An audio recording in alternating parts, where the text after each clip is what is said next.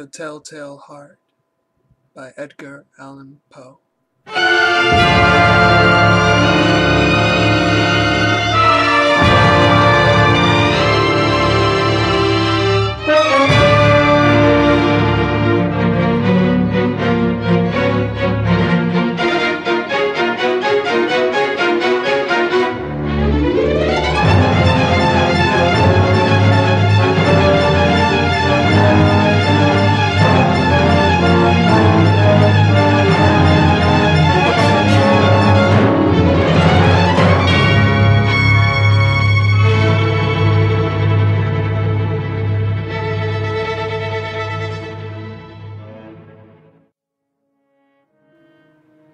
True, nervous, very, very dreadfully nervous I had been and am. But why will you say that I am mad? The disease had sharpened my senses, not destroyed, not dulled them. Above all was the sense of hearing acute. I heard all things in the heaven and in the earth. I heard many things in hell. How, then, am I mad? Hearken, and observe how healthily, how calmly I can tell you the whole story. It is impossible to say how first the idea entered my brain, but once conceived it haunted me day and night. Object there was none. Passion there was none. I loved the old man. He had never wronged me. He had never given me insult. For his gold I had no desire. I think it was his eye. Yes, it was this. He had the eye of a vulture, a pale blue eye with a film over it. Whenever it fell upon me, my blood ran cold, and so by degrees, very gradually, I made up my mind to take the life of the old man, and thus rid myself of the eye forever. Now this is the point. You fancy me mad. Madmen know nothing, but you should have seen me. You should have seen how wisely I proceeded, with what caution, with what foresight, with what dissimulation I went to work. I was never kinder to the old man than during the whole week before I killed him. And every night, about midnight, I turned the latch of his door and opened it. Oh, so gently. And then, when I had made an opening sufficient for my head, I put in a dark lantern, all closed, that no light shone out, and then I thrust in my head. Oh, you would have laughed to see how cunningly I thrust it in. I moved it slowly, very, very slowly, so that I might not disturb the old man's sleep. It took me an hour to place my whole head within the opening so far that I could see him as he lay upon his bed. Would a madman have been so wise as this? And then, when my head was well in the room, I undid the lantern cautiously. Oh, so cautiously. Cautiously, for the hinges creaked. I undid it just so much that a single thin ray fell upon the vulture eye. And this I did for 7 long nights, every night just at midnight. But I found the eye was always closed, and so it was impossible to do the work, for it was not the old man who vexed me, but his evil eye. And every morning when the day broke, I went boldly into the chamber and spoke courageously to him, calling him by name in a hearty tone, and inquiring how he has passed the night. So you see, he would have been a very profound old man indeed to suspect that every night, just at 12, I looked in upon him while he slept. Upon the 8th night, I was more than usually cautious in opening the door. A watch's minute hand moves more quickly than did mine. Never before that night had I felt the extent of my powers, of my sagacity. I could scarcely contain my feelings of triumph. To think that there I was, opening the door, little by little, and he not even to dream of my secret deeds or thoughts. I fairly chuckled at the idea, and perhaps he heard me, for he moved on the bed suddenly, as if startled. Now, you may think that I drew back, but no! His room was as black as pitch with the thick darkness, for the shutters were close fastened through fear of robbers, and so I knew that he could not see the opening of the door, and I kept pushing it on steadily.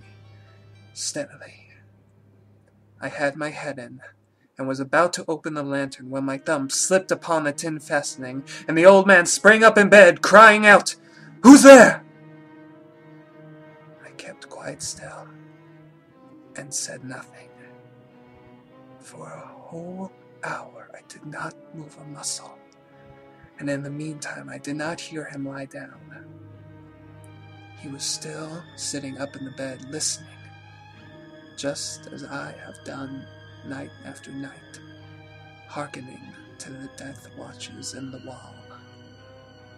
Presently I heard a slight groan, and I knew it was the groan of mortal terror. It was not a groan of pain or of grief. Oh no! It was the low, stifled sound that arises from the bottom of the soul when overcharged with awe. I knew the sound well. Many a night, just at midnight, when all the world slept, it has welled up from my own bosom, deepening with its dreadful echo the terrors that distracted me. I say I knew it well. I knew what the old man felt, and pitied him, although I chuckled at heart. I knew that he had been lying awake ever since the first slight noise, when he had turned in the bed. His fears had been ever since growing upon him. He had been trying to fancy them causeless, but could not. He had been saying to himself, It is nothing but the wind in the chimney. It is only a mouse crossing the floor. Or, it is merely a cricket which has made a single chirp. Yes, he had been trying to comfort himself with these suppositions, but he had found all in vain, because death, in approaching him, had stalked with his black shadow before him, and enveloped the victim, and it was the mournful influence of the unperceived shadow that caused him to feel, although he neither saw nor heard, to feel the presence of my head within the room. When I had waited a long time, very patiently, without hearing him lie down, I resolved to open a very, very little crevice in the lantern. So I opened it. You cannot imagine how stealthily, until at length a simple, dim ray, like the thread of the spider, shot out from the crevice and fell full upon the vulture eye. It was open, wide open, and I grew furious as I gazed upon it. I saw it with perfect distinctness, all a dull blue with a hideous veil over it that chilled the very marrow in my bones, but I could see nothing else of the old man's face or person, for I had directed the ray, as if by instinct, precisely upon the damned spot. And have I not told you that what you mistake for madness is but over-acuteness of the senses? Now, I say, there came to my ears a low, dull, quick sound, such as a watch makes when enveloped in cotton. I knew that sound well, too. It was the beating of the old man's heart.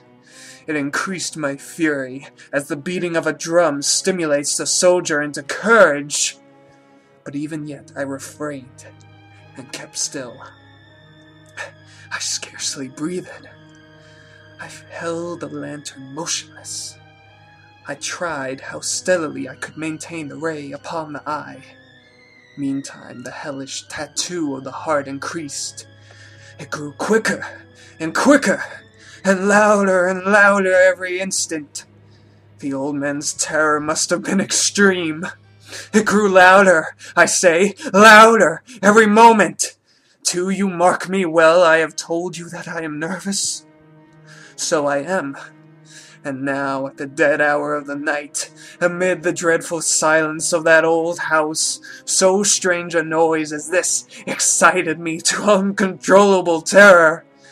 Yet for some minutes longer I refrained and stood still. But the beating grew louder. I thought the heart might burst, and now a new anxiety seized me. The sound would be heard by a neighbor. The old man's hour had come. With a loud yell, I threw open the lantern and leaped into the room. He shrieked once only. In an instant, I dragged him to the floor and pulled the heavy bed over him. I then smiled gaily to find the deed so far done. But for many minutes the heart beat on with a muffled sound. This, however, did not vex me. It would not be heard through the wall. At length, it ceased. The old man was dead. I removed the bed and examined the corpse. Yes, he was stone dead. I placed my hand upon the heart and held it there many minutes. There was no pulsation. He was stone dead. His eye would trouble me no more.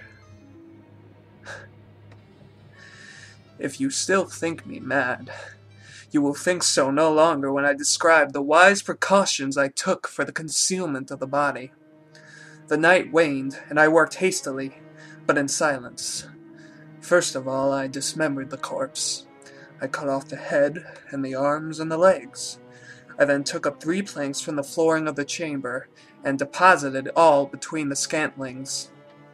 I then replaced the boards so cleverly, so cunningly, that no human eye, not even his, could have detected anything wrong.